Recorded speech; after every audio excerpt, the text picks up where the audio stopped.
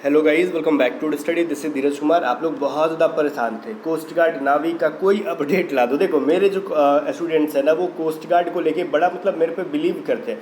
Even जो मेरे regular student नहीं है वो भी कोस्ट गार्ड को लेके मेरे पे बहुत ज़्यादा बिलीव करते हैं, क्योंकि हमारा जो इतिहास रहा है ना, स्पेशली कोस्ट गार्ड एग्ज़ाम के अंदर पूरे यूट्यूब पे सबसे ज़्यादा रिजल्ट देने का। और जब भी हम डेटा बताते वो एक्यूरेट ही बताते। इवन इस बार का आप एयरफोर्स का भी रिजल्ट ले लो, हमने दबा के दिया, कट ऑफ भी जो बताई एक्यूरेट ही बताई। जब मैं कह रहा था कि इतने कट ऑफ क्लोज आएगी तो सारे कहते थे नहीं नॉर्मलाइज करके ज़्यादा जाएंगे, फिर भी मैं चुप रहा। ठीक है, तो वही चीज़ है, हमारी जो डेटा होती है वो एक्यूरेट होती है। मैं बाद में कहता हूँ, पहले आप कहते हो। इसलिए आप कमेंट सेक्शन में 4 दिन से कह रहे थे कि कोस्ट गार्ड से रिलेटेड कुछ भी कहो, लेकिन कहो। देखो जो भी चीज़ें मैं बताऊँगा यहाँ पर कुछ भी बवाल नहीं, ठीक है। डेली वीडियो मेरे को बनाने का कोई शौक नहीं है कि टॉपिक पे, और मैं बनाता भी नहीं हूँ। बट आपने पूछा नई भर्ती की डेट क्या होगी। देखो एक चीज़ मैं पहले क्लियर करूँगा कि पिछली बार और अभी में क्या फ़र्क है। देखो कोस्ट गार्ड नाविक की जो वैकेंसी होती है वो एसी और नाविक दोनों एक साथ चलती है। आपको पता है, बोलोगे क्या आपने बोल दिया। अच्छा ठीक है, मैं क्लियर करता हूँ। बट एक चीज़ मैं बताऊँ ना, इस वीडियो को स्किप करके भागना मत, क्योंकि स्टडी मटेरियल से रिलेटेड है ना, आपको कुछ इंपॉर्टेंट इन्फॉर्मेशन देने वाला हूँ जो आपको बहुत काम आएगा। सुन के आप मस्त हो जाने वाले हो। फिलहाल सुनो, मैं बता रहा हूँ इसमें क्या है। देखो कोस्ट गार्ड असिस्टेंट कमांडेंट और कोस्ट गार्ड नाविक जीडीडीबी यांत्रिक, ये जो एग्ज़ाम होते हैं ना, 2 एग्ज़ाम है। कोस्ट गार्ड असिस्टेंट कमांडेंट जो है ग्रेजुएट लेवल का होता है, तो ये ना नाविक एग्ज़ाम स्टार्ट होने के 1 दिन पहले होता है। ये दोनों वैकेंसी साथ साथ चलती हैं। फॉर्म भले 20 दिन 25 दिन आगे पीछे ये लोग फिलअप करा ले, मैटर नहीं करता है, एग्ज़ाम साथ ही करते हैं। ठीक है, बड़ा इनका जो है रिश्ता बढ़िया है, गर्लफ्रेंड बॉयफ्रेंड वाला। ठीक है, भले एगो कहीं और रहेगा, एगो और कहीं रहेगा, लेकिन हाँ बात तो व्हाट्सअप पे एक ही साथ होगा। तो वही चीज़ है, चाहे होटल होटल जाएंगे तो साथ में ही जाएंगे, तो यही सीन है। तो देखो यहाँ पे कोस्ट गार्ड असिस्टेंट कमांडेंट का पिछली बार जो जुलाई और जून के टाइम पे हुआ था, इनका पीएसबी के लिए बुलाया जाता है। प्रिलिमिनरी सिलेक्शन ऐसे करके होता है ना इनका टेस्ट। ठीक है, पीएसबी या फिर बोर्ड कहते हैं उसको, प्रिलिमिनरी सिलेक्शन बोर्ड। तो ये पीएसबी के लिए मेरा भी आया था कॉल, मैं नहीं गया, जा पाया था। तो मेरे को उस टाइम इन्होंने जून में बुलाया था। ठीक है, 27 जून या फिर कुछ ऐसे करके डेट था। और इस बार ना ये लोग 9 जुलाई से बुला रहे हैं, 9 जुलाई से बुला रहे हैं। तो ये चीज़, एक चीज़ क्लियर हो गया कि जुलाई में वैकेंसी की उम्मीद मत रखो। जुलाई में वैकेंसीज की उम्मीद मत रखो, चाहे वो नाविक हो चाहे आपका एसी हो। अगर नोटिफिकेशन जैसे एयरफोर्स का ऑफिशियल साइट से पहले कहीं और से वायरल हो गया है, पता है ना आपको, ये चीज़ चलते रहता है कोस्ट गार्ड, एयरफोर्स और नेवी के अंदर। ऑफिशियल साइट पे आने से पहले वायरल हो जाता है और रियल होता है। अगर ऐसा वायरल नोटिफिकेशन कुछ दिख भी जाए तो वो अगस्त तक आप वेट करना पड़ेगा नाविक के लिए। आपको बात समझ में आ रही है। मिनिमम से मिनिमम अगर वो ले जाते ना बिना डिले किए, तो अगस्त में ही फॉर्म फिलअप आपका होगा।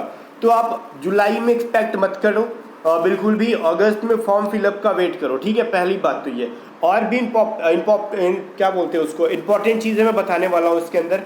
पढ़ाई कब से स्टार्ट करेंगे, किस तरीके से पढ़ना है, एज एलिजिबिलिटी क्या है, एज डेट ऑफ बर्थ क्या होगा, सब चीज़ें।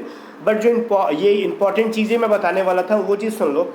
हमारी जो पीडीएफ थी पिछली बैच के लिए, चाहे वो एयरफोर्स चाहे कोस्ट गार्ड के लिए, अगर वो पीडीएफ देखो अभी भी आप पढ़ोगे करंट अफेयर को छोड़ के तो आपके लिए काम आएगा। बट आपको वो फुल पेमेंट के साथ बाई नहीं करना।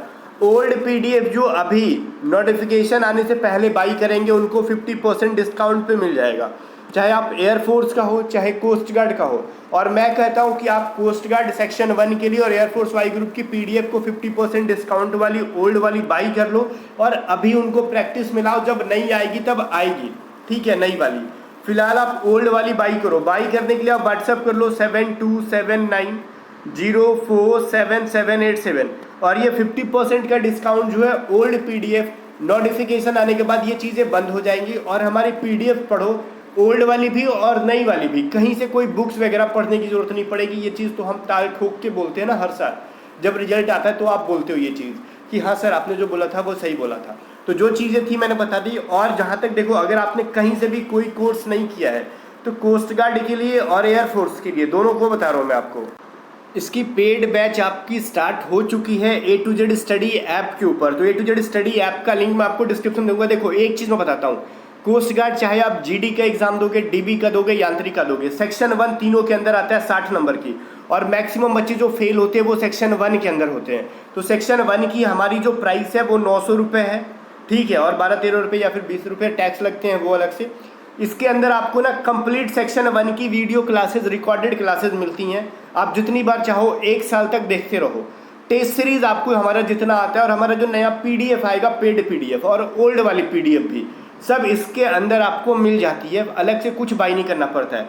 मतलब इसको 900 रुपये में बाई करने के बाद सेक्शन 1 के लिए, जीडी डीबी यांत्रिक के लिए आप निश्चिंत हो जाते हो, बिकॉज इसके अंदर कोई बुक खरीदने की जरूरत नहीं है। हमने डिटेल में पढ़ाया पूरे सब्जेक्ट को, मैथ को, रीजनिंग को, साइंस को, इंग्लिश को, जीके को, हर चीज़ को।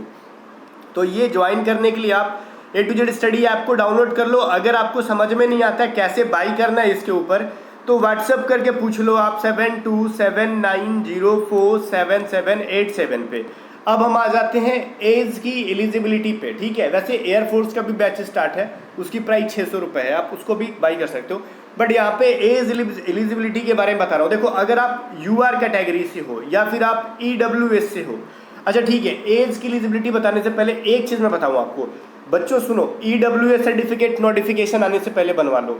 OBC सर्टिफिकेट जो है ना, DM लेवल तक नोटिफिकेशन आने से बना लो, पहले बनवा लो, बहुत इंपॉर्टेंट है, तो बाद में छट जाओगे, ठीक है। ये चीज़ें हर कोई नहीं बताता मेरे को ना, आपको मैं एंड तक ले जाने का प्रयास करता हूँ। मेरा मतलब नहीं है कि हम आए, पढ़ाएं, कोर्स बेचें, एग्जाम निकला नहीं निकला उससे मतलब नहीं, वैसा सीन नहीं। हम आते हैं, पढ़ाते हैं, आपके सर्टिफिकेट में प्रॉब्लम है, डॉक्यूमेंट्स में प्रॉब्लम है, किसी का एडमिट कार्ड नहीं निकलता, हम साथ में रहते हैं। हम अपने टीम मेंबर्स को बोलते हैं बच्चे का एडमिट कार्ड निकाल के दे भाई। हमने उनसे पैसे लिया नहीं लिया फर्क नहीं पड़ता, वो यूट्यूब पे है, उनको मदद की जरूरत है, वो कहाँ जाएंगे। हम पूरा एंड तक आपका साथ देने का कोशिश करते हैं। इसलिए कह रहा हूँ, आप SC सर्टिफिकेट, ST सर्टिफिकेट, जो भी सर्टिफिकेट आपको है, मैं कह रहा हूँ पहले नोटिफिकेशन आने से पहले बना लो, न्यू फिनेंशियल ईयर का। अब कहेंगे कुछ लोग OBC हमारे पास है, 3 साल तक वैलिड होता है। देखो, जूता खाने वाला काम नहीं, ठीक है, ज़्यादा दिमाग नहीं लगाओ। कोस्ट गार्ड हमेशा नौटंकी करता OBC सर्टिफिकेट को और EWS सर्टिफिकेट को लेके है। इसलिए मैं कह रहा हूँ अभी टाइम में ज़्यादा चालाक मत बनना। अगर आप अपनी लाइफ को और करियर को बनाना चाहते हो तो सुधर जाओ और अभी से डॉक्यूमेंट्स को लेके रेडी रहो। देखो, मेरी किस्मत तो ऐसी ही खराब है। अभी मैं CPO मेडिकल में मैं गया था, ठीक है, मेरे को BP में और पल्स, जिसको कहते हैं ना फास्ट हार्ट बीट, उसमें मेरे को री मेडिकल दिया गया था। री मेडिकल में भी कमीनों ने मेरे को छाटा, ठीक है, मैं सेटिस्फाइड नहीं हूँ जिस तरीके से मेरे को उन्होंने छाटा है। क्योंकि मेरे को जो पेपर मिला है, मेरी फास्ट हार्ट, जैसे BP जब लो होती थी उसको मेंशन नहीं किया गया, जब हाई होती थी उसी को मेंशन किया गया। तो ऐसी खराब किस्मत लेके मैं ही पैदा हुआ। जैसे मैं हर बार मेडिकल में, कभी नौकरी में, कभी BP में छटते रहता हूँ, वैसी खराब किस्मत आप डॉक्यूमेंट्स में छटने का मत करना। और EWS में ना बहुत सारे लोगों को छटा गया है CPO के अंदर। तो मैं कह रहा हूँ अपना EWS बना के रेडी रह जाओ। नोटिफिकेशन आने से पहले OBC certificate, SC ST certificate बना के रेडी हो जाओ। और OBC ध्यान से सुनना, DM लेवल तक बनवा के रेडी हो जाओ। पहले बनता है, अगर बिहार से हो तो मैं बताऊँ आपको, पहले ये RO लेवल तक बनता है। RO लेवल पे जब बन जाएगा आपको तुरंत ऑनलाइन करना पड़ेगा SDO लेवल पे, SDO लेवल पे बन जाएगा डायरेक्ट उसको DM लेवल पे। ये पूरा प्रोसेस एटलीस्ट 1 मंथ का होता है। आप 1 मंथ से पहले बनवा के रेडी कर लो, क्योंकि ये OBC या फिर EWS या फिर कोई भी सर्टिफिकेट, कहते हैं ना कि कोस्ट गार्ड का, ICG का फॉर्म फिलअप का जो लास्ट डेट है उससे पहले बन के रेडी हो जाना चाहिए। तो अभी से आप प्रोसेस स्टार्ट करवा देते हो तो तब तक आप कैसे भी बना के रेडी कर लोगे, और बना के जब रेडी हो जाएगा तो मस्त रहोगे।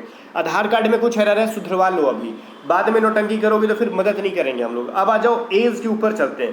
पहले हम UR और EWS के बारे में बात करते हैं। UR OBC EWS में बताता हूँ 18 से लेके आपको 22 साल तक का डेट मिलता है। कुछ लोग कहेंगे ऐसा तो नहीं है सर, 21 साल सुना है, बड़ा गलत सुना है आपने। 22 साल तक का आपको एज मिलता है, ठीक है।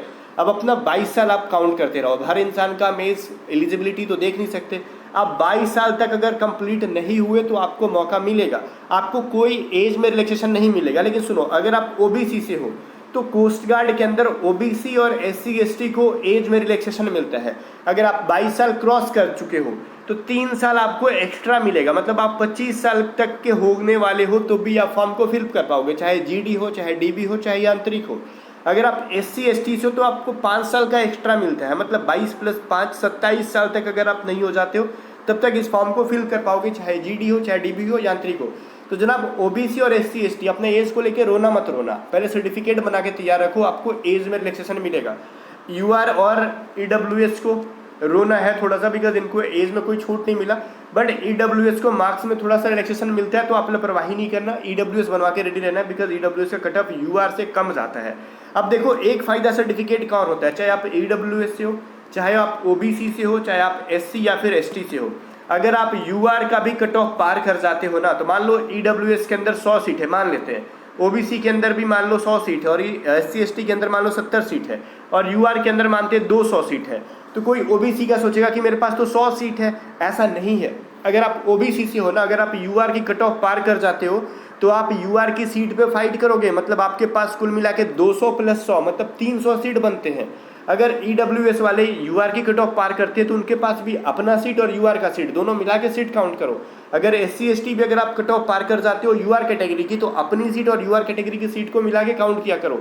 यूआर का मतलब होता है अनरिजर्व, ठीक है, इसके अंदर कोई रिजर्वेशन नहीं है। अगर आपके पास कोई सर्टिफिकेट नहीं है, चाहे आप एससी से हो चाहे ओबीसी से हो, तो आप यूआर से फिल कर सकते हो, कोई दिक्कत नहीं है, ठीक है।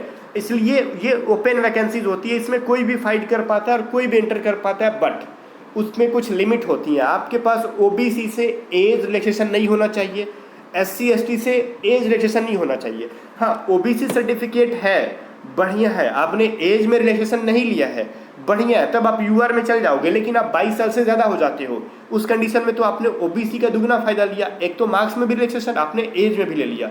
जब आपने एज में ले लिया, चाहे आप ओबीसी से हो चाहे एससी एसटी से हो, तो फिर आप यूआर पे फाइट नहीं कर पाते हो, ठीक है। तब सिर्फ आप अपनी कैटेगरी में फाइट कर पाते हो। तो ये सब जो सीन था, मैं हर कोई नहीं बताता इतना डिटेल में जाके, मैं बता रहा हूँ, ये जेन्युइन है, 100% जेन्युइन चीज़ें हैं, ठीक है। बहुतों को पता भी नहीं होता, यूट्यूब पे जो पढ़ा रहे होते हैं, बस उनको पैसा छापना होता है।